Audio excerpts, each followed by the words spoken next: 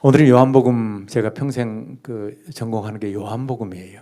그래서 오늘 요한복음 말씀을 근거로 하나님께서 우리에게 원하신 게 무엇인가를 함께 생각해 보기를 원합니다. 우리 누구나 좋은 신앙 갖기를 원합니다. 특별히 여러분들이 이곳에 와서 기도하는 것도 하나님 보시기에 아름다운 신앙 가져서 기도에 응답받기를 원하는 그런 강한 소망이 있을 겁니다. 그리고 이런 복을 누리게 되시기 바랍니다. 그렇다면 우리가 좋은 신앙 갖기를 원한다면, 정말 우리가 기도에 응답받기를 원한다면 어떤 신앙이 필요한가? 그것은 우리가 믿는 그 하나님, 그리고 우리의 기도에 응답하시는 하나님과 예수 그리스도가 어떤 분인지 알아야 믿고 의지하고 기도할 수가 있는 겁니다. 루터가, 종교학자 루터는 하루에 4시간 이상씩 기도했다고 그래요. 너무도 바쁜 루터가 기도를 열심히 하니까 제자들이 과연 루터가 무슨 기도하는가 궁금해했어요. 그래서 기도할 때 조용하게 어떤 기도하는가를 들었습니다. 그런데 그 기도는 2가지예요. 하나님은 누구시며 나는 누구인가? 하나님은 누구시며 과연 나는 누구인가? 계속 질문하고 그에 대한 답을 얻기를 원했다는 거예요. 우리 신앙은 하나님을 알아가는 과정입니다. 그 하나님을 온전히 알아야 더 깊이 의지하고 더 많은 것을 그분께 드릴 수가 있다는 겁니다. 아무리 오랫동안 신앙생활을 한다 할지라도, 아무리 오랫동안 교회 다닌다 할지라도 하나님을 온전히 안다고 보기는 어려워요. 제가 봉사한 교회에 보통 예배 시간이 끝나면 1시간 정도 성경 공부를 해요. 그 성경 공부는 원로 장로님, 장로님, 권사님, 중진들이 한 7, 80분 이상 참석을 합니다. 근데 그분들에게 제가 가끔 질문을 해요. 특별히 권사님에게, 이제 거의 한 70 가까이 된 권사님에게 제가 그때 질문했어요. 결혼해서 한 수십 년 되셨는데 남편을 사랑하는가? 남편을 잘 아시는가? 그때는 그분이 그러더라고요. 저 잘 모릅니다. 그냥 삽니다. 그러더라고요. 평생 함께 사는데 그냥 사는 거예요. 남편이 누군지 알지 못하고 사랑한 마음도 없이 그냥 사는 경우들이 많이 있다는 이야기입니다. 실제 우리도 교회는 나오지만 그냥 나오는 경우도 많이 있어요. 시간 되면 그냥 와야 된다는 생각 때문에 평생 교회 생활한 분도 계신다는 겁니다. 제가 장평에 가면 503 여단 4, 5대대 군부대가 있어요. 21년 전에 대장 막사를 헐고 교회를 지었습니다. 부대 안에. 이제 코로나 시대, 그전에 좀 많이 나왔다가 코로나 시절 되니까 한 2년 정도 예배를 못 드렸어요. 그리고 다시 예배를 시작하니까 한 2-3명, 3-4명 나오더라고요. 그래서 그 아이들은 제가 물었어요. 너희들이 좋아하는 게 뭐냐? 너희들이 원하는 게 뭐냐? 그때는 아이들이 저희들이 버거킹을 원합니다. 그래요. 좋다, 그럼 내가 버거킹을 사주겠다. 그리고 나서 아이들이 몰려들기 시작해요. 지금은 전 병력이 다 옵니다. 때로 옵니다. 한 60-70명 예배를 참석해요. 부대 근무자를 제외하고 전부 다 오는데, 제가 지난주에 물었어요. 한 60-70명 되는 병사들 중에 입대하기 전에 교회 나간 경험이 있는 사람은 손들어 봐라. 처음에 1명 손들더라고요. 한 번이라도 나간 아이들이 있으면 손들어 봐라. 그랬더니 4명이 손을 듭니다. 그 60-70명 아이들 가운데 4명만 교회를 한 번이라도 다닌 거예요. 제가 물었어요. 그럼 너희 어떤 교회 다녔느냐? 교회 이름 몰라요. 그냥 어머님 따라왔습니다. 이 정도예요. 근데 가들이 목숨을 걸고 예배당에 옵니다. 뭐 때문에? 버거킹 때문에. 뭔가 자격이 유익한 게 와요. 어떻게 보면 애들이 굉장히 단순합니다. 2-3년 전에는 한 아이가 병사를 인도했는데 저한테 그래요. 그때는 이제 빵을 제가 가질 때 어떨 때는 단팥빵을 가지기도 하고 어떨 때는 소보로 빵을 주기도 했어요. 근데 이제 한 아이를 인도했는데 그 병사가 다음 주에 단팥빵을 주면 내가 계속 교회 다니고 소보로 빵을 주면 안 다닌다. 나는 소보로를 싫어한다. 근데 저는 전혀 몰랐어요. 근데 그 다음 주에 제가 단팥빵을 갖고 간 겁니다. 그러니까 그 아이들이 저한테도 고맙다고 하더라고요. 소보로 대신에 단팥빵 가져와서. 그리고 교회를 다녀요. 어찌 생각하면 굉장히 단순한 목적입니다. 하나님 누구신지, 예수님이 누군지 관심이 없어요. 그러나 교회에 열심히 다닙니다. 어느 정도까지 그들이 교회에 대해서 모르냐면, 우리가 보통 성경 가지면 이 자크 성경 같잖아요. 저희 교회 뒤에 성경책을 다 해놨습니다. 근데 아들이 성경책 가져와라. 그러면 이 자크 성경 앞에 계속 서 있어요. 성경책이다 모릅니다. 왜요? 그들이 볼 땐 이건 책이 아니잖아요. 가방이잖아요. 지갑이잖아요. 우리에게는 이거 너무 익숙했거든요. 자크니까. 그러나 그들이 볼 때는 이 자크는 이 책이 아니기 때문에 일반 책을 찾는 거예요. 이 정도로 무지한 병사들이 교회에 나오기 시작하고, 그리고 한 번 나오면 제대할 때까지 열심히 예배 참석해요. 그들에게 제가 전하고 가장 큰 관심은 예수님이 누구인가, 그리고 하나님이 누구인가를 알리고, 그리고 그들이 하나님을 알아가는, 그래서 하나님께 온전히 자기 인생을 헌신하기까지 인도하는 게 제 가장 큰 관심입니다. 만일 단순히 버거킹 때문에 교회에 나왔다면, 버거킹이 없어지면 더 이상 교회에 나오지 않을 거예요. 그러나 그들에게 예수 그리스도가 누구인지, 하나님의 어떤 분인지를 소개하고 그 하나님을 만나면, 그리고 기도의 응답을 받으면 아마 평생 주님을 의지하는 좋은 신앙이 될 겁니다. 그렇게 성경은 계속해서 하나님이 누구시며 예수님 우리를 위해서 무엇하고 계신지에 대한 설명하고 있어요. 요한복음 21장을 보면 부활하신 예수님 이야기를 합니다. 예수님께서 부활하셨을 때 제자들은 처음에 예수님이 부활하신지 몰랐어요. 그런 희망을 버렸습니다. 그리고 함께 모여 있는 겁니다. 시몬 베드로와 디두모라는 도마와 갈릴리 사람 나다넬과 세베대 아들들과 다른 두 제자가 함께 있었다는 거예요. 그때 이 7 제자 가운데 도마가 나오잖아요. 여러분들 도마 그러면 어떤 사람이죠? 의심 많은 도마다 이렇게 생각해요. 상당히 도마는 그 이야기 들을 때마다 불편할 겁니다. 실제 도마는 그런 인물이 아니에요. 여기 보시면 시몬 베드로 그리고 디두모라 하는 도마입니다. 두 번째 나오잖아요. 여러분이 성경을 보실 때 이름의 순서가 있어요. 그 순서는 그 본문을 기록할 당시에 영향력이 있는 순서대로 기록한 겁니다. 구약에 보면 여러 족장들, 12족장들의 이름이 나오잖아요. 그 순서가 수시로 변합니다. 그것은 그 당시에 그 어떤 족장이 가장 힘이 있는가, 그 순서대로 기록하고 있어요. 그렇다면 이 도마는 두 번째 나온다는 것은 최소한도 예수님이 부활할 당시 초대교회에서는 굉장히 영향력이 있는, 우리 목사님이 첫 번째라면 그 다음 정도 되는 것 같아요. 별로 뭐 감동 안 하시네요. 예, 그러면 20장 25절 말씀 보니까 다른 제자들이 그에게 이르되 우리가 주를 보았노라 하니 또 도마가 이르되 내가 그의 손에 못자국을 보며 내 손가락을 그 못자국에 넣으며 내 손을 그 옆구리에 넣어보지 않고는 내가 믿지 않겠다라고 이야기해요. 그때 주께서 뭐라고 대답하세요?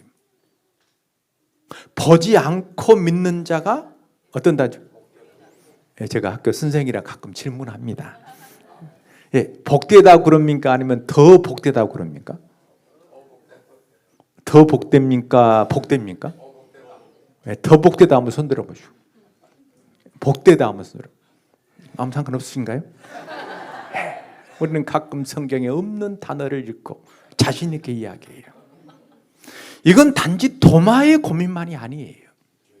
요한복음이 기록할 당시에 교인들의 고민을 성경이 같이 기록하고 있어요.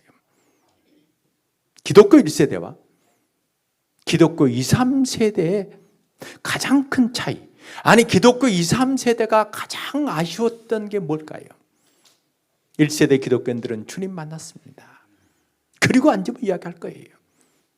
예수님 참 잘생겼다. 예수님 키가 크시다. 나는 예수께서 만들어주신 그 빵을 먹었다. 예수님 물고기 2마리로 여러 사람 먹이실 때 내가 그 옆에 있던 너무너무 놀랍더라. 우리 주님께서 말씀 전하시는데 목소리가 너무너무 감미롭더라. 뭐 이런 이야기를 했을 거예요.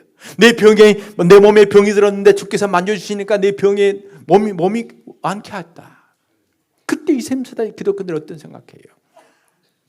내가 조금만 빨리 태어났더라면 주님 만났을 텐데, 내가 조금만 빨리 태어났다면 예수님 만났을 텐데, 그런 간절한 소망이 있었을 거예요. 도마처럼 만져보고 싶은, 보고 싶은 생각이 있었을 겁니다. 우리는 그런 바람이 별로 없어요. 다 못 봤기 때문에. 누구는 보고 안 봤을 때 문제가 되는 것이지, 다 못 보면 다 그런 거거든요. 그러니까 우리는 그 문제에 대한 고민이 없어요.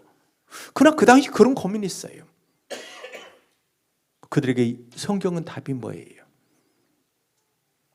만일 그때 예수님께서 보지 않고 믿는 자가 더 복되다고 말씀하셨으면 이건 답이 아니에요.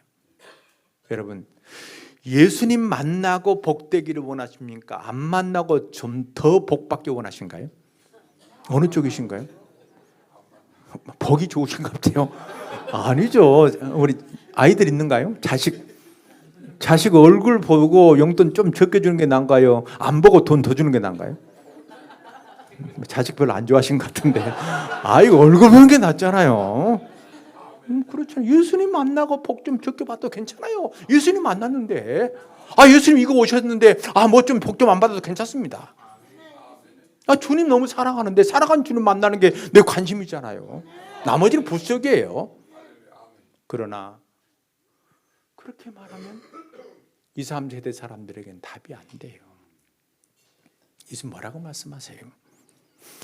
보지 않고 믿는 자가 복되다. 그렇다면 제가 질문합니다. 예수님 안 보고 복 받기 원하신가요? 아니면 보고 망하기 원하신가요? 안 보고 복 받는 게 낫죠. 복을 받으려면. 이건 1세대 기독교인들에게 한 이야기 아니라 2, 3세대 기독교인들을 위해서 이야기예요. 성경은 신앙에 고민이 생기면 그들에게 가장 필요한 답을 주는 겁니다. 보편적인 이야기를 하는 게 아니에요. 마룻바닥 영성 참석한 여러분들에게만 하나님이 놀라운 은혜와 복을 주실 것입니다. 그럼 아멘 하시잖아요. 하나님 모두에게 복 주신다. 그럼 기분이 별로 안 좋거든요. 가끔 학생들이 찾아와서 교수님 존경합니다. 그럼 기분 좋아요. 근데 교수님들을 존경합니다. 그럼 별로 기분이 안 좋아요. 나에게만 특별한 사랑을 베푸신다. 이게 사람의 마음이잖아요. 그런 점에서 토마는 개인의 문제가 아니고 그 당시 기독교인들의 고민을 대변한 사람이라고 보면 돼요. 그래서 의심 많은 토마라는 것은 실제 토마에 대한 평가에 적절하지 않아요. 물론 교부 중에 한 사람이 그렇게 이야기했기 때문에 오늘날 보지만 아마 그 당시 사람들은 다 이런 고민이 있었을 거예요. 우리도 주님 만나고 싶잖아요. 주님 뵙고 싶잖아요. 그런 마음 왜 없어요? 그가 그 정도 이야기했다는 것은 엄청난 믿음의 고민을 했다는 겁니다. 주님을 좀 더 사랑하고 알고자 원하고 가까이 하고자 하는 그런 바람이 있었다는 거예요. 주님을 알고자 원하고 주님을 사랑하자 원하는 그런 소망이 있는 자에게 주님이 찾아오시고 온전한 신앙을 갖게 하시는 겁니다. 제가 군에 있을 때 이등병으로 제가 27에 입대를 했어요. 강원도 철원 가면 백골 부대라고 가장 힘든 부대에 입대했습니다. 그때 이등병 때 유격 받게 됐어요. 아마 군대 가면 제 유격이 힘든데 특별히 백골 부대 유격장은 유명합니다. 근데 첫째 날 PT 체조하고 나니까 너무너무 피곤해요. 또 나이가 들었기 때문에. 근데 조금 피할 수 있는 방법이 자금 나가면 되거든요. 너무 아침에 몸이 안 좋아서 하나님께 기도했어요. 하나님, 제가 몸이 좀 훈련 받기에 상당히 힘든데 작업을 혹시 할 수 있는 길이 없겠냐. 혼자 기도했어요. 근데 이제 아침에 이제 훈련장에 올라가는데 오늘은 작업이 없다 그러더라고요. 그러니까 혼자 올라가면서 기도하는데 작업이 없다 그러니까 내 마음 포기했습니다. 그리고 이제 나는 훈련 받아야 되겠다. 힘들어도 해야지 않겠냐 하고 한 중간쯤 올라가는데 빨간 모자를 쓴 아주 고참인 조교가 중간에 제가 있었는데 저를 딱 지목하고 너 나와 그러더라고요. 그 많은 병력 가운데 저를 딱 집어요. 그리고 삽 하나 딱 주면서 나와 둘이 작업하러 가자. 그리고 올라간 겁니다. 중간쯤 올라가는데 잠깐 쉬자 그래요. 나한테 담배를 권하더라고요. 나는 담배 안 핀다. 왜 안 피냐? 나는 예수 믿기 때문에 난 담배 피지 않는다. 그랬더니 그때부터 둘이 대화를 하기 시작했어요. 근데 이 사람이 자기 이야기를 하기 시작해요. 부산 사람인데 자기 친구가 신학생이었답니다. 근데 교회를 가자고 그랬대요. 자기도 친구 따라서 교회를 갔는데 아무리 믿으려고 해도 도저히 믿을 수 없다는 거예요. 신앙 갖기를 원하는 마음이 있었어요. 친구 때문에. 교회 오면 좋으니까. 근데 도저히 믿기지 않는다는 게 믿음을 가질 수 없다는 겁니다. 근데 그때 제가 전도하기 시작했어요. 그때 그분이 그래요. 갑자기 막 마음이 뜨거우기 시작하는 거예요. 그러면서 제 앞에서 결단을 하는 겁니다. 예수 믿겠다. 얼마나 뜨겁게 기도하고 있는지. 그리고 제가 그때부터 유교가 안 받았습니다. 저만 데리고 다니더라고요. 유교 끝날 때까지 딱 하나 받아. 3단 뛰기는 좀 재밌으니까 그거 받아라. 그리고 옆에서 성경만 이야기해달라. 그에게 신앙의 고민이 있었어요. 하나님이 저를 통해서 그 순간 역사하신 겁니다. 신앙의 고민이었으면 그런 역사가 일어나지 않아요. 토마 역시 그런 고민이 있었기 때문에, 특별히 우리 학생들 그런 고민이 있어야 돼요. 예수님이 누구실까? 하나님은 과연 어떤 분이실까? 나와 무슨 관계가 있는가? 그런 고민, 특별히 학생 시절에 그런 고민이 있을 때 주님이 찾아오시고 평생 주님께 의지하고 헌신할 수 있는 거예요. 3절 말씀 보니까 우리가 물고기 잡으러 간다 그래요. 실제 제자들의 직업은 고기 잡는 일이었습니다. 예수님 만나고 그 모든 것을 버렸어요. 그러나 예수님이 자기들이 기대한 그런 모습이 아니거든요. 그냥 돌아가셨잖아요. 이들은 부활의 신앙은 지금 버린 거거든요. 그러니 옛날 직업으로 돌아가는 겁니다. 우리가 주님 만나고 뜨거운 열정이 있을 때는 헌신하고 봉사하지만 자기에 대한 기대, 예수님 찾아올 때 사람들은 누군가 뭔가 기대가 있어요. 그 기대가 충족되지 않으면 다시 신앙이 없는 모습으로 돌아가 볼 때가 많이 있어요. 베드로의 장모가 열병이 걸렸잖아요. 학자들은 이 제자들이 모인 집 자체를 베드로의 장모 집이다 이렇게 생각을 많이 해요. 예수님 일행은 수가 많았습니다. 예수님 식사하셨을까요? 안 하셨을까요? 식사했죠. 아멘 아니라 그냥 식사하셨어요. 이거 아멘하고 상관없습니다. 네, 유대인들은 3번, 이 식사가 로마인들은 4번 식사를 해요. 하루에. 헬라인들은 3번 식사합니다. 그리고 유대인들은 2번 식사를 해요. 우리는 헬라인들의 습관을 따라서 3번 식사하잖아요. 근데 예수님과 제자들은 복음 전했기 때문에 실제 자기의 양식을 구할 수 없잖아요. 자주 장모 집에 갑니다. 그럼 베드로 장모가 정성을 다해서 대접을 해요. 성경 보면 열병에 걸렸다 그랬잖아요. 어떤 학자들은 열심히 부엌일 하다가 열받아서 병이 났다 이렇게 말을 하기도 해요. 제 이야기가 아니라 학자들의 이야기입니다. 충분히 그럴 수 있잖아요. 너무 피곤하고 그러니까. 그 장모가 예수님 일행을 대접한 이유가 뭐예요? 누구 때문에 대접하죠? 예수님 사랑해서 대접했을까요? 장모가 예수 믿었다는 기록은 없습니다. 신앙 있지 않아요. 우리 집에 남편과 같이 가면 어머니가 잘 대접하잖아요. 누구 때문에 대접하죠? 사이가 이쁘고 사는 게 아닙니다. 딸 때문에 하는 거예요. 착각하면 안 됩니다. 당연히 딸 때문에 하죠. 사이가 뭐, 사이는 끝나는 건데. 모르잖아요, 사이 뭐. 장모가 대접한 이유가 뭐예요? 예수님이 왕이 되시면 우리 사위 한 자리 하면 내 딸이 좀 편하지 않겠냐? 이런 소망이에요. 실제 마가복음 10장 예수님이 십자가 달려 돌아가시고 올라가시는데 제자들이 그러잖아요. 뒤에 좌편에 우편에 앉게달라. 서로 높은 자리에 앉으려고 다툼하잖아요. 그들의 소망은 세상적인 거예요. 예수님께서 예루살렘에 올라가셔서 왕이 되면 최소한도 내가 장관 자리를 해야 하지 않겠냐. 그 중에 더 높은 자리 하겠다. 청탁하는 겁니다 지금. 근데 다른 제자들이 어떻게 해요? 그 두 제자를 보고 화를 냈다 그러거든요. 왜 화를 내요? 잘못 말했기 때문이 아니에요. 내가 먼저 말해서 더 좋은 자리 차지하고 싶은데 야고보 요한이 각각 빼서 먼저 청탁하니까 화가 난 거 아니에요. 요한복음 15장 6장 보면 예수님이 오병이의 기적을 행하십니다. 그때 15절 말씀 보니까 그들이 억지로 예수를 왕 삼으려 했다 그래요. 예수님께서 기적 행하시니까 예수를 왕으로 삼으려 했다는 거예요. 그럼 그들의 관심 어디 있어요? 예수님 왕 세우고, 그리고 자신들도 세상에서 좀 더 좋은 위치를 차지하고자 원하는 그런 마음이 있었다는 겁니다. 그러나 그런 소망이 끊겨버린 거예요. 예수님 십자가에 힘없이 돌아가시잖아요. 그런 그들은 실망하고 이제 옛날 모습으로 돌아가는 겁니다. 그들이 처음 주님 만났을 때 엄청난 기쁨과 감격을 가지고 주님을 찾았습니다. 모든 걸 버리고 주님 따랐어요.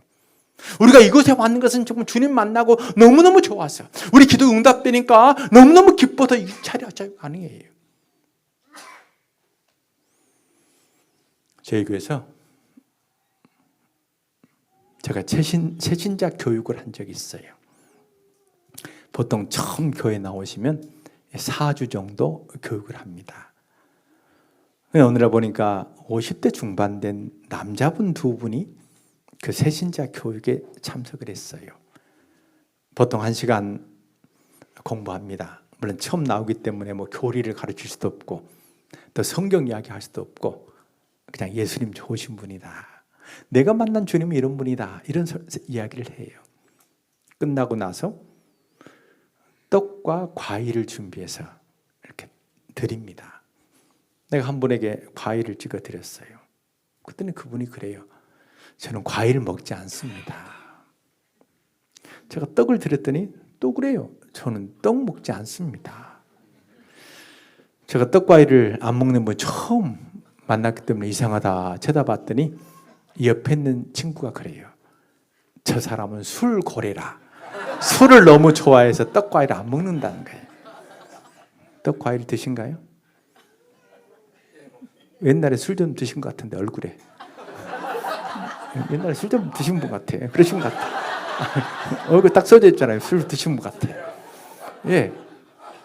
그런데 이분이 안 먹어요. 근데 한 주 지났더니 떡을 조금 먹기 시작해요. 과일을 먹기 시작합니다. 셋째 주가 됐더니 그분이 그래요. 자기는 건강 때문에 술 끊어보려고 그렇게 애를 썼다는 거예요. 근데 한 번도 성공한 적이 없답니다. 술자리에 있으면 간대요. 근데 요즘 이상하게 술 맛이 없다는 거예요. 넷째 주가 됐는데 그분이 그렇습니다. 목사님, 제가 술 끊었습니다. 그랬어요. 제가 그러면 혼자 교회 나오지 말고 부인도 좀 데리고 나오라. 그랬더니 그분이 그래요. 목사님, 말도 마십시오. 우리 집사람 호랭이라 말도 못 붙입니다. 벌벌벌 하더라고요. 근데 몇 주가 지났는데 자기 부인 데리고 그 공부방에 와요. 그리고 방에 눕고 자기가 문 앞에 딱 지키고 있습니다. 왜 문 앞에 서 있냐 물었더니 우리 부인 도망갈까 봐서 그래요. 근데요, 그때부터 이분들이 주일날 되면 가장 앞자리에 와서 예배를 드려요. 아이들까지 데리고. 제가 물었어요. 토요일이면 어떤 생각이 듭니까? 저는 예수님이 누군지, 교회가 누군 어떤 곳인지 모르지만 토요일 되면 교회 갈 생각에 잠을 잘 수가 없다는 거예요. 너무너무 설레서 잠을 설치고 일찍 와서 예배당에 예배를 드립니다. 예배가 끝나도 집에 갈 생각하지 않고 교회 근처를 어슬렁어슬렁 걸 봤어요. 우리에게도 그런 열정이 있습니다. 주님 아니면 살 수 없다는 그런 마음, 평생 주님만 의지하고 주님께 내 헌신하겠다는 그런 결단 갖고 하루하루 기쁨 가운데 지내다가 내 기도가 응답되지 않을 때, 우리 삶에 어려움이 닥칠 때, 내가 믿었는데, 내가 의지했는데 기도가 응답될 걸로 확신했는데 그게 되지 않을 때, 우리 학생들 같은 경우 만일 원하는 대학이 들지 못했을 때, 그때 주님을 떠나버릴 경우들이 많이 있다는 거예요. 제자들의 모습이 그래요. 모든 걸 버리고 주님을 따랐지만 자기의 기대와 자기의 소망이 이루어지지 않으니까 다시 물고기 잡으러 가는 겁니다. 성탄절이 다가왔어요. 우리 성탄절 그러면 가장 생각나는 분들이 동방박사잖아요. 동방박사 몇 사람이죠? 몇 사람인가요? 세 사람인가요?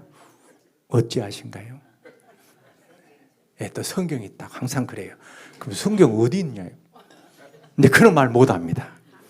많은 분들이 동방박사 그러면 몇 사람이냐 이것만 봐요. 세 사람이다. 옛날 찬송가는 동방박사 세 사람이 있었어요. 그러나 성경에는 동방박사들 그랬어요. 지금 제목 아멘 할 게 아니라니까요. 바꿨습니다. 동방으로부터 박사들. 찬스가 타이밍이 안 맞아요. 제가 사인 줄 때마다 하면 실제 성경 없는데 왜 세 사람이라고 우리가 알고 있냐. 오리겐이라는 학자가 3, 4세기에 그때 삼위일체가 굉장히 중요했어요. 3이라는 숫자가 중요해서 황금과 유황과 몰약을 들었기 때문에 세 사람이다. 그럼 한 사람이 선물 3개 주면 안 된가요? 그렇잖아요. 세 사람이 선물 1개 줄 수 있거든요. 그 대개 교회는 교부들이 말하면 그 말을 따라요.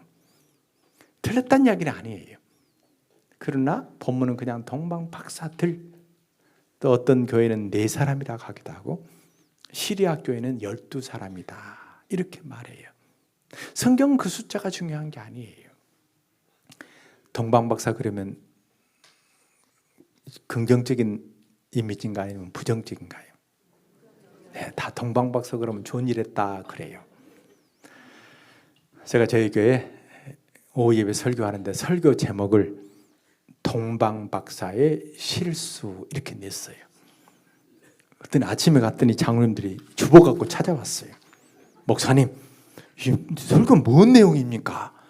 평생 동방박사 실수란 말 안 들어봤거든요. 엄청 궁금한 거예요. 제가 설교 제목 놓고 막 궁금해하는 사람 처음 봤는데 오후 예배까지 기다릴 때 못 기다리겠다는 거예요. 너무 궁금하겠다. 근데 동방으로부터 박사들이 별을 보고 예루살렘에 옵니다. 그때 그 별이 없어지잖아요. 그럼 어떻게 해야 돼요? 어떻게 해야 되죠?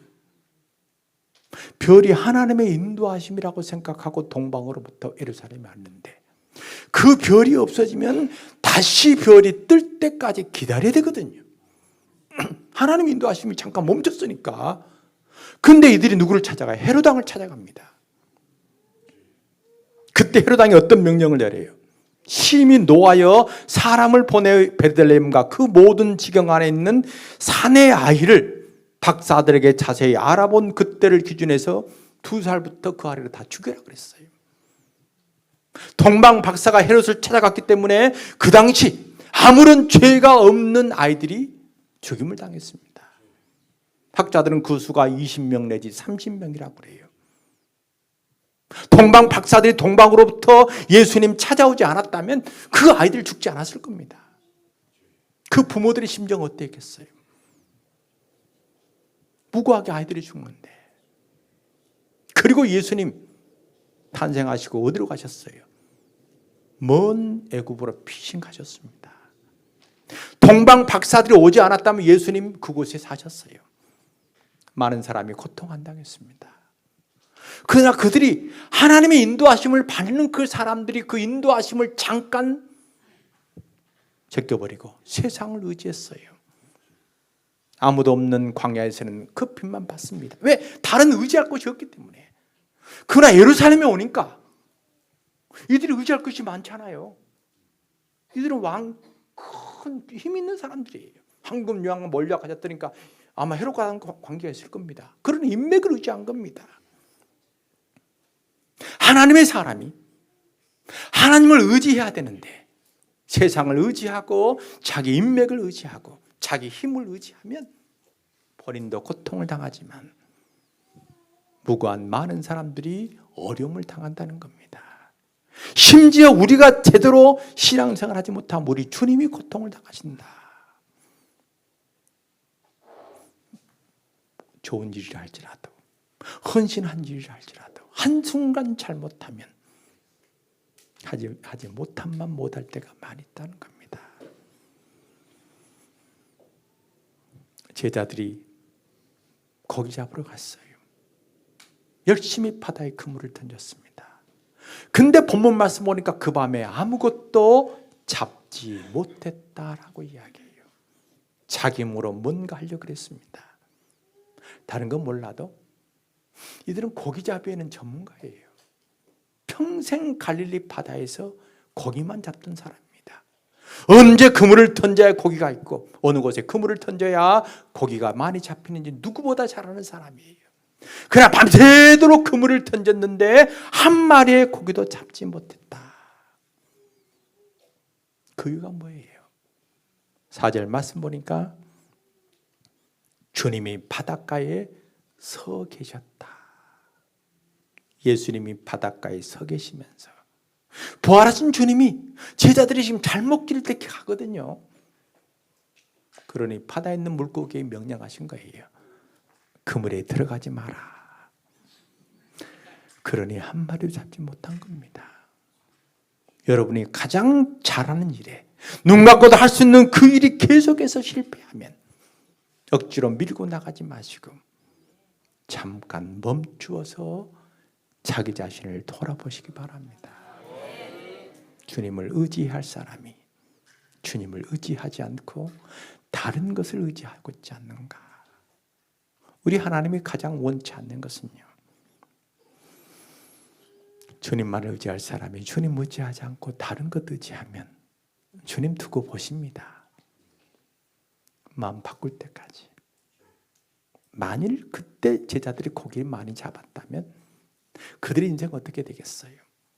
한편으로 주님 의지하고 한편으로는 세상 의지하는 그런 어정쩡한 신앙생활을 할 겁니다. 우리가 그런 경우가 많잖아요. 신앙생활 한다고 하면서 주님께 기도나 해보자 그런 사람 많아요.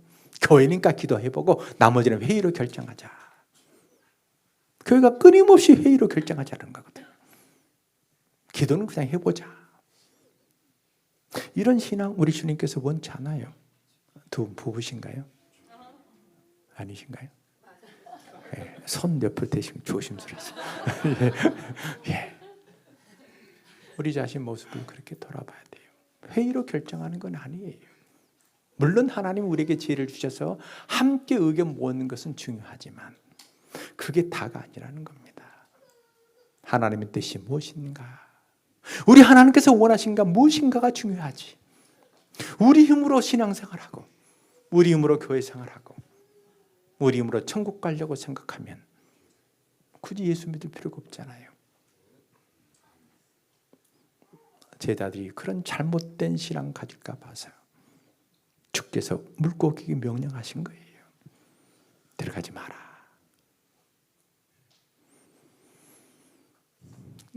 그리고 나서 예수님이 그물을 배 오른 누군가가 본문 보면 누군가가 배 오른편에 그물을 던지라고 했어요. 어린 쉽게 이야기합니다. 예수께서 그렇게 명령하셨다. 틀린 이야기는 아니지만 최소한도 그 말을 들을 때 제자들은 자기에게 그렇게 말한 사람이 누군지 몰랐다는 거예요. 순종 아니에요. 예요 4절 말씀 보니까 나를 세워갈 때 예수님이 바닷가에 서셨으나 제자들이 예수신 줄 알지 못했다 그러거든요. 바로 앞절에. 그러니까 예수신지 알지 못했어요. 그러니까 누군가 명령한 겁니다.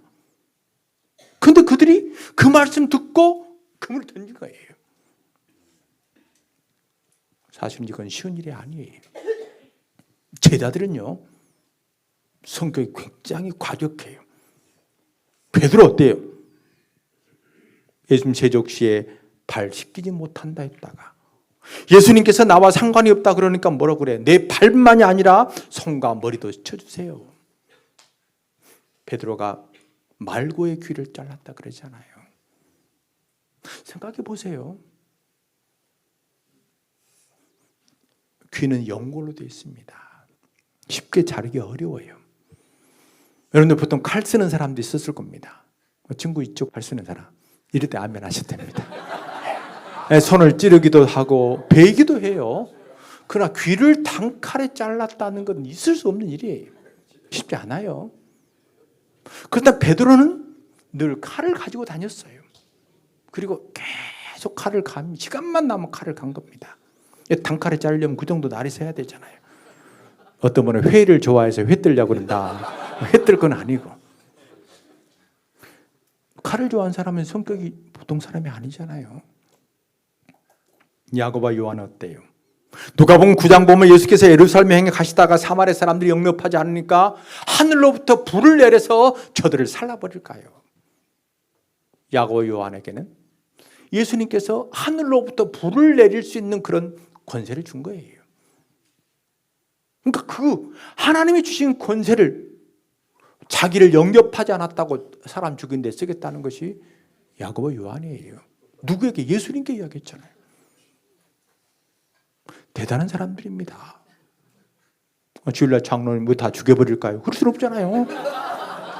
목사님 뭐 다 죽여버립시다. 동네 사람들 교회 안 오니까 다 없애버립시다. 그럴 수는 없잖아요. 그럼 바로 그 다음날을 교회 나오지 마세요. 근데 제자들이 다 그랬잖아요. 그것도 하늘로부터 불 내려서 다 태워 죽이자고. 영접하지 않았다고. 보통 사람들이 아니다는 거예요. 성격이 아주 급한 사람들이에요. 제가 바닷가에 가서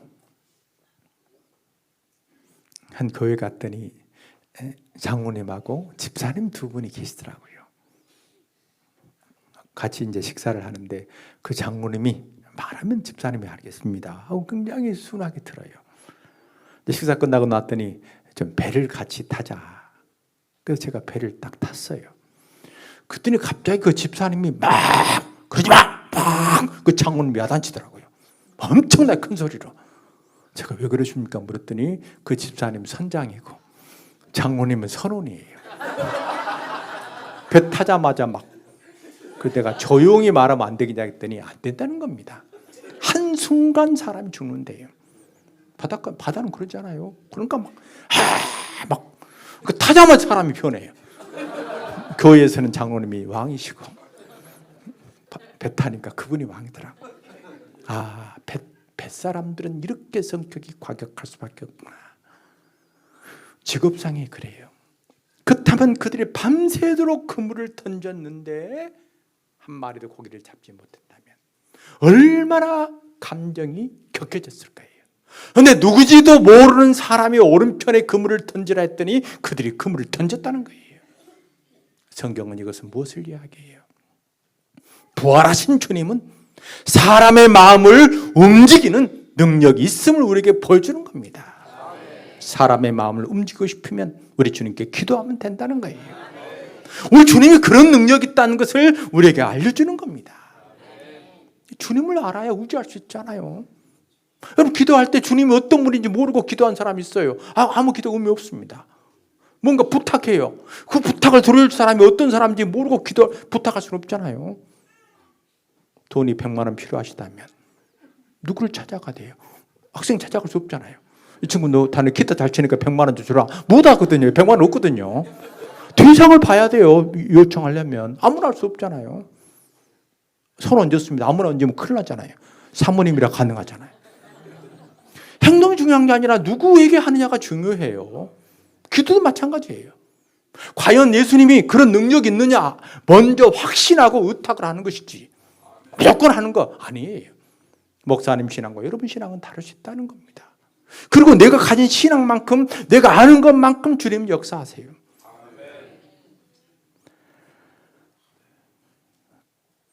저희 학교가 재정적으로 어려울 때가 참 많아요. 근데 지난번에 보통 저희들이 한 40억 정도 등록금 받으면 한 25억 정도 장학금을 줍니다. 우리 장학금 많이 주거든요. 근데 그해 한 2년 전인가 교무처장이 학생 모집 위해서 다 많은 장학금을 줘서 한 1억 7천을 더 줘버린 거예요. 그러니까 재정이 이제 거의 모든 건 총장이 모금을 해야 학교가 운영이 되니까 그때 3월 둘째 주였습니다. 1억 7천을 더 줬다. 그럼 1억 7천을 더 모금해야 돼서 마음에 염려를 하고 있었어요. 어떻게 했으면 좋겠냐 생각했더니 갑자기 전혀 모르는 국제 전화가 와요. 번호를 내가 모르겠어요. 전화 안 받았습니다. 좀 지나니까 전화 받으라고 문자가 와요. 딱 전화 받았더니 첫 마디가 1억 7천을 보내겠습니다. 제가 그 친구 한국 떠난 지 30년 됐어요. 한 번도 본 적이 없어요. 나중에 와서 물었습니다. 어찌 된 거냐. 그랬더니 기도하다가 환상을 잠깐 본 겁니다. 근데 그 환상 가운데 호남신학대학이 보이더래요. 근데 유리창이 깨졌더래요. 마음에 학교가 어려운 모양이다 하고 1억 7천 딱 보낸 거예요. 하나님이 제가 염려하고 걱정하니까 그 사람 마음을 감동시킨 겁니다. 하나님은 하나님의 사람이 염려, 걱정, 근심으로 살기를 원하지 않으세요. 하나님은 필요한 걸 채워주셔요. 사실 제가 총장 되기 전에는 걱정, 근심, 성경 하지 마라 그랬잖아요. 늘 기도하고 편안한 마음으로 인생 살았어요. 총장 되고 나니까 너무너무 학교에 짐이 많아서 밤새도록 기도할 수밖에 없어요. 너무 많은 큰 빚이 있었기 때문에 필요 없는 공사를 한 100억짜리를 해서 감당을 해야 되니까 기도하면 아침에 가면 누군가 전화하고 찾아와서 그 기부금을 줘요. 그런데 또 걱정이 생겨요. 나 짐이 많으니까. 눈을 감고 기도하면 마음이 편해지는데 눈을 뜨면 염려가 되는 거예요. 이게 3년이에요. 그 전까지 제가 설교할 때 염려하지 말라, 걱정하지 말라, 하나님께 맡기라 설교했는데 그 3년 동안은 그 설교 못 하겠더라고요. 내가 염려하고 있으면서 설교할 수 없잖아요. 근데 3년 만에 그 빚을 다 갚게 하셨어요. 그때 다시 제가 걱정하지 말라고 설교하게 됐습니다. 지금도 그래요. 염려하고 걱정할 일이 생기면 하나님이 바로바로 응답하세요. 필요한 것보다 항상 더 주십니다. 하나님은 그렇게 놀랍게 역사하시더라고요. 하나님은 하나님의 사람이 걱정, 근심 가운데 살기 원치 않으세요. 2, 3주 전에도 저희 군부대 간식 버거킹 값이 보통 값이 아니거든요. 안 왔으면 좋겠었죠. 근데 때려와. 그날도 혼자 걱정을 다 하고 있더니 갑자기 누가 전화를 했어요. 모르는 사람이 여자분이에요. 목사님, 제가 그 부대 이야기 들었는데 간식값 주겠습니다 하고 간식값 보내더라고요. 근데 그분 몰라요, 잘. 근데 전화 왔어요. 그러니까 걱정하고 있으면 전화 옵니다. 오늘도 걱정하고 있으면 혹시 전화하실지 모르겠어요. 네. 하나님이 그렇게 역사하세요. 그러니까 하나님의 사람은 걱정, 근심, 염려를 하지 말고 모든 것을 맡기는 게 중요해요. 제가 신학교 시절입니다. 그때 밤 8시쯤 됐는데 옛날 이야기죠. 광주에서 전화가 왔어요.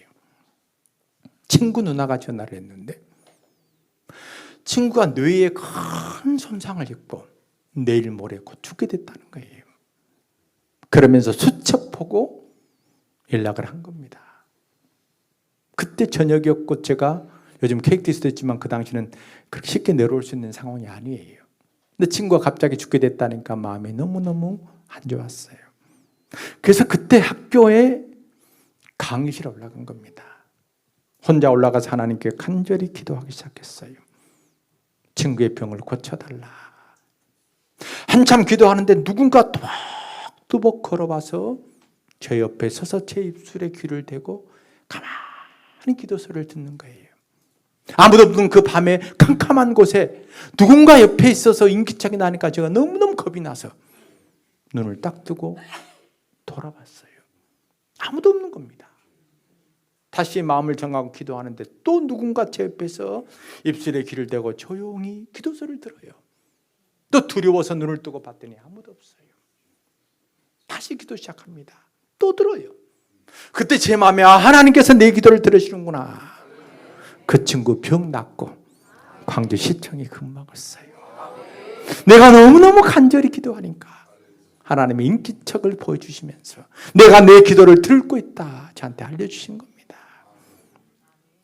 믿고 기도하는 것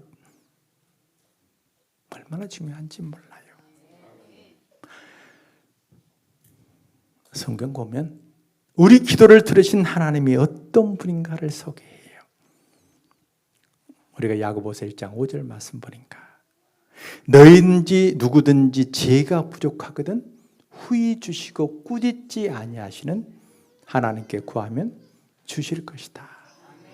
그때 후이라는 단어가 헬라어로 아프로스입니다. 제가 헬라어 선생이라 아프로스라는 단어는 후이라고 번역할 수도 있지만 단순하다 이렇게 번역하는 게 맞아요. 단순해서 꾸짖지 아니하시는. 또 이 아프로스란 단어가 어디 나오냐면 산상수훈에 보면 너희 눈이 성하면 온몸이 밝을 것이다. 그때 성하다는 단어가 똑같은 아프로스예요. 그러니까 우리말 번역이 그냥 후이로 번역하기도 하고 성한이라고 번역하기도 해요. 기도와 관련시켜서 하나님의 성품을 성경은 단순한 분이다. 그리고 우리가 가져야 될 신앙 자세 가운데 가장 중요한 것이 단순한 신앙이에요. 한 곳만 바라보고 의지하는 겁니다. 저분은 좀 단순하세요. 무조건 아멘 하시잖아요. 굉장히 중요합니다. 이것은. 만일 하나님이 복잡하시다면 우리 기도하기 어려워요.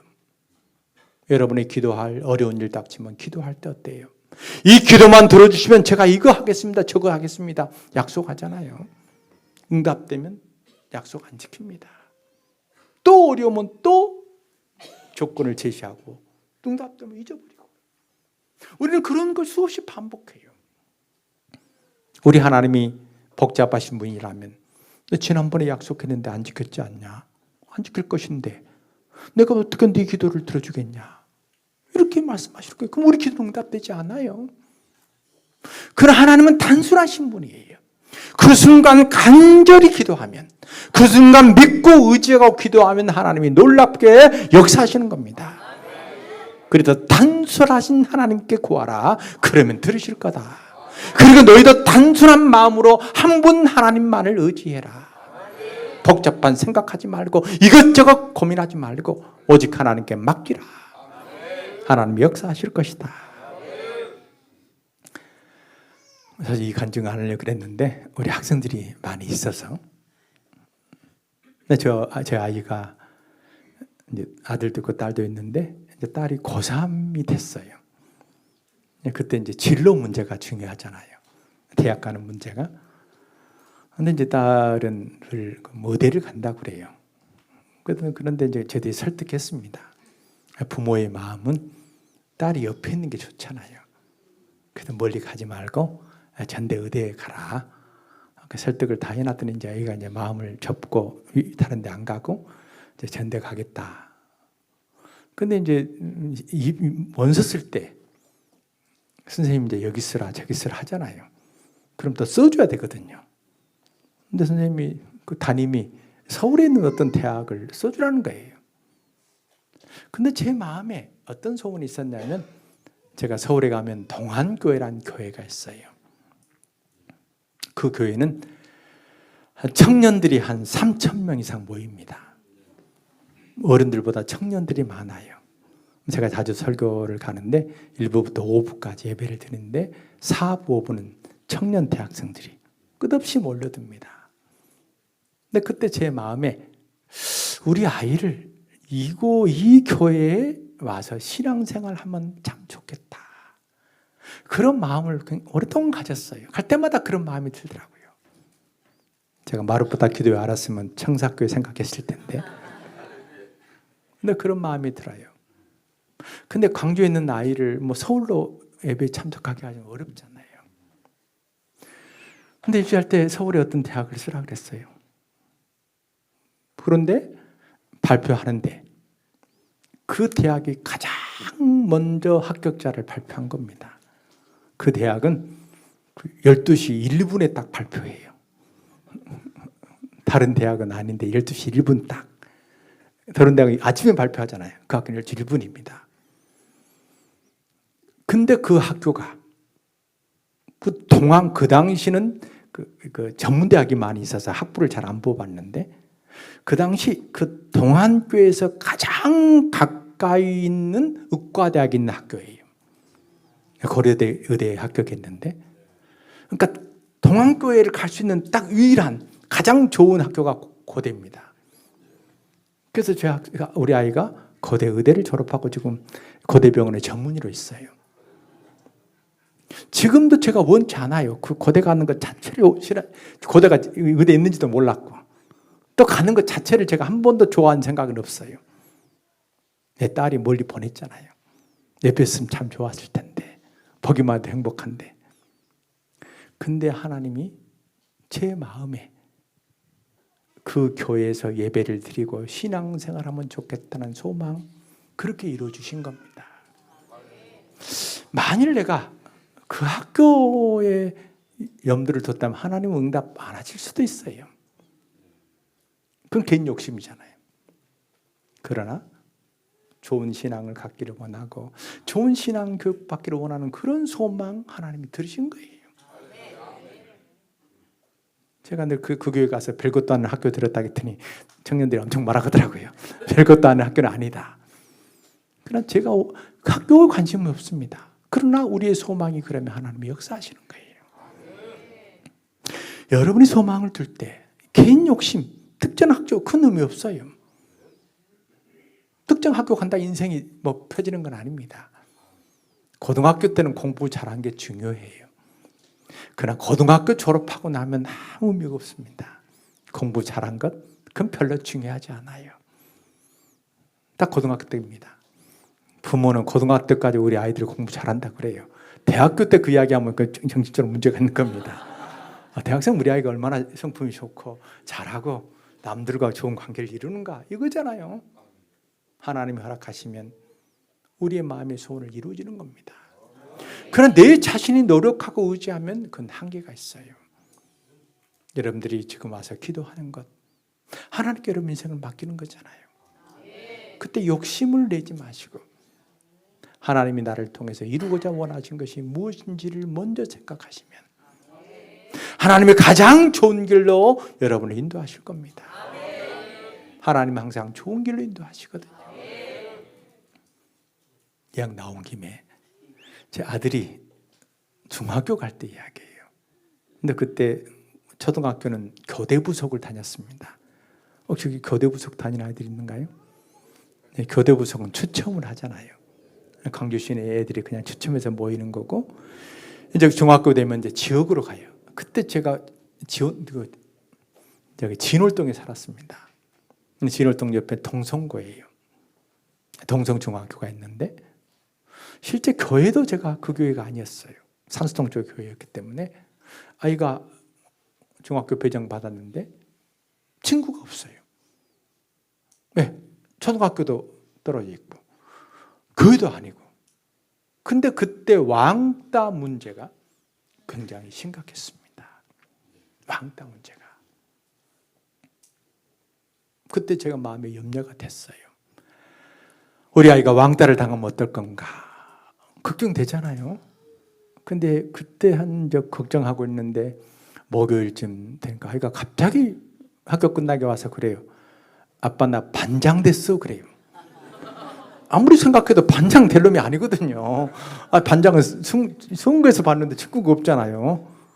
근데 네가 어떻게 반장이 됐냐 그랬더니 다른 반들은 다 선거했는데 그 반 선생님은 연세가 많으셨답니다. 나이 든 사람 마음대로 하잖아요. 선거 않고 지명을 한 거예요. 근데 1등짜리는 서울서 왔고 우리 애는 2등이었거든요. 그럼 1등은 반장, 2등 부반장인데 그 선생님이 서울놈 말고 광주놈 해라. 근데 이 선생님들 이야기 들으니까 반장은 왕따를 안 시킨답니다. 원래 아이들이 반장은 봐준대요. 하나님 그렇게 역사하신 거예요. 다른 일이 아니에요. 친구로 붙여준 것보다 반장 시키니까 친구가 많이 생겨버리잖아요. 걔가 고3 때였습니다. 그때 사스라는 또 감기가 유행했어요. 수능 보기 일주일 전이에요. 학생들 같이 다니면 이제 감기 걸리면 수능 못 보잖아요. 그때 그날 저녁 때쯤이에요. 우리 집사람과 둘이 이런 이야기 했어요. 이제 일주일 동안은 걸리면 이제 일주일 동안 문제가 생기니까 우리가 학생들 등하교 시켜야 되겠다, 우리 아이를. 뭐 그렇게 생각하고 이제 그렇게 하자. 어쨌든 좀 그래도 집이 머니까 약간 귀찮지만 해야 되겠다. 그때는 그날 한 30분 정도 먼저 와요. 그래서 왜 빨리 왔냐 그랬더니 우리가 그 이야기하고 바로 그해 저녁 그리고 나서 바로 이어서 학생 주임이 내가 일주일 동안 너를 등하교 시켜주겠다.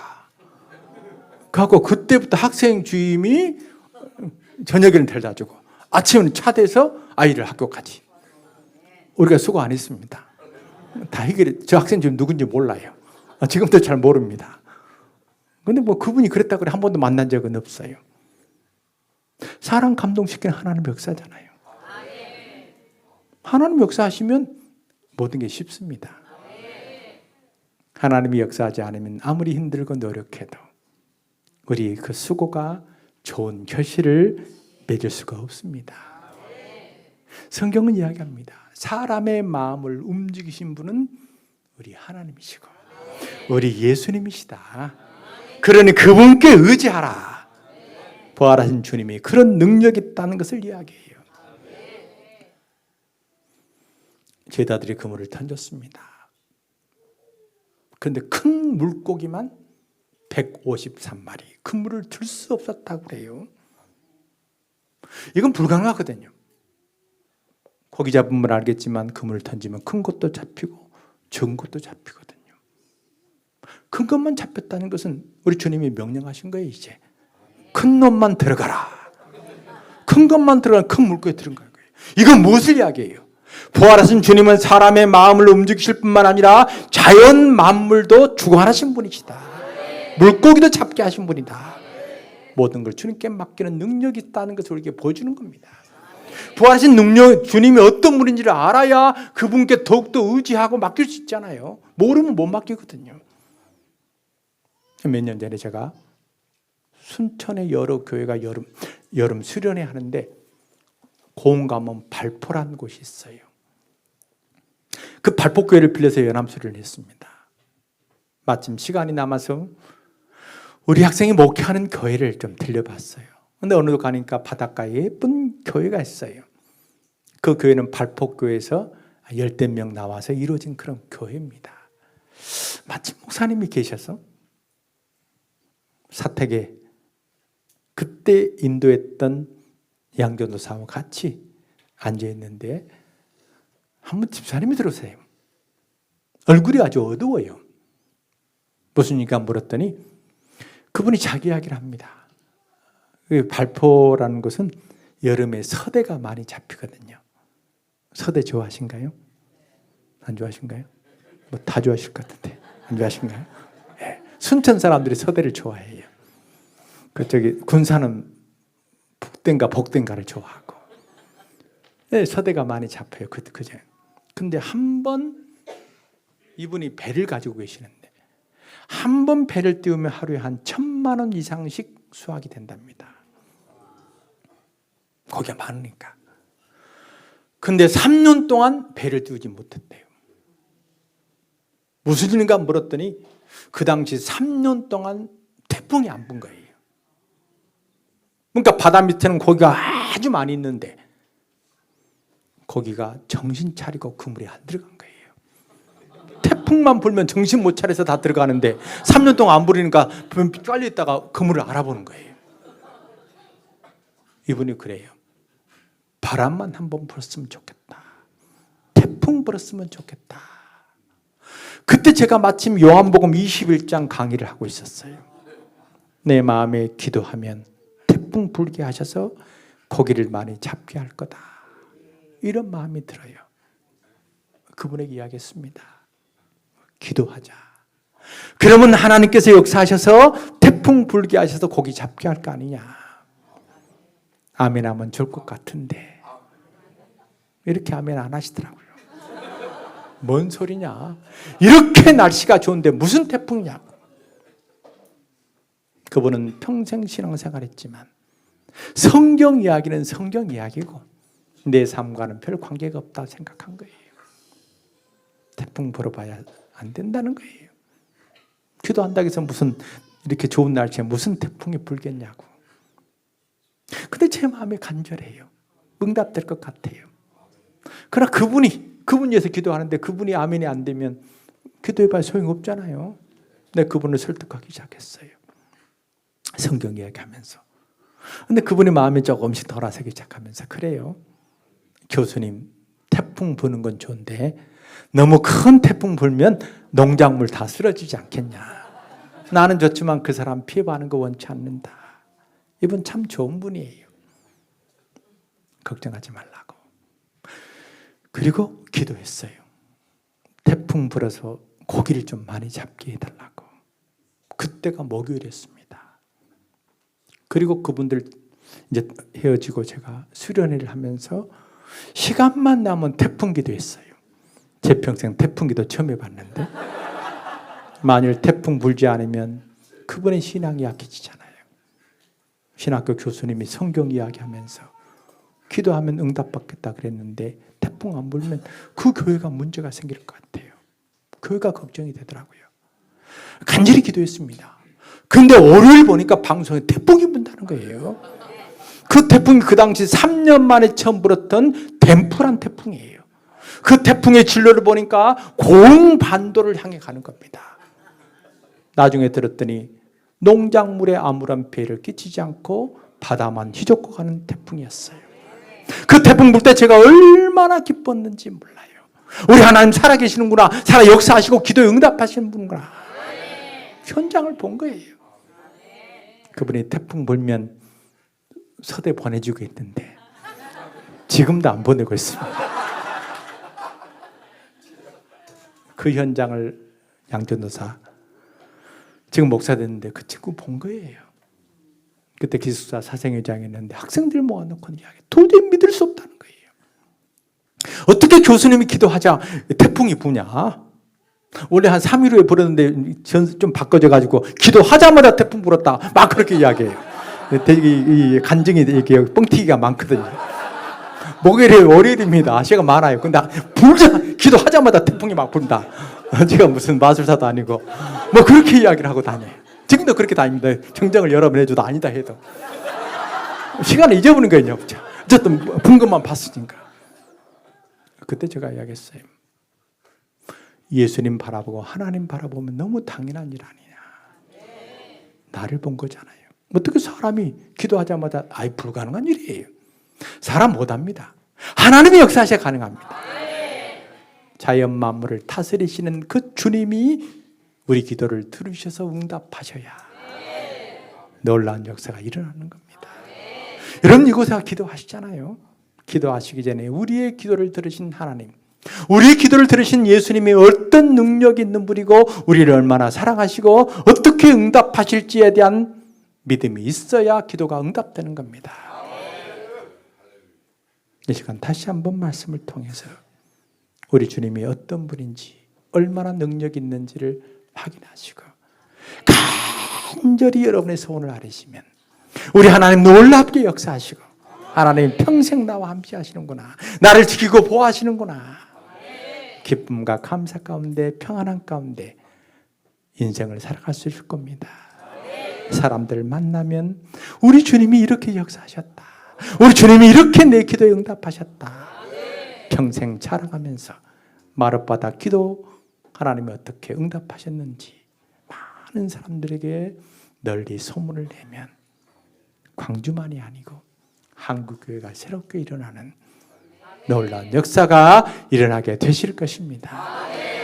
기도하겠습니다.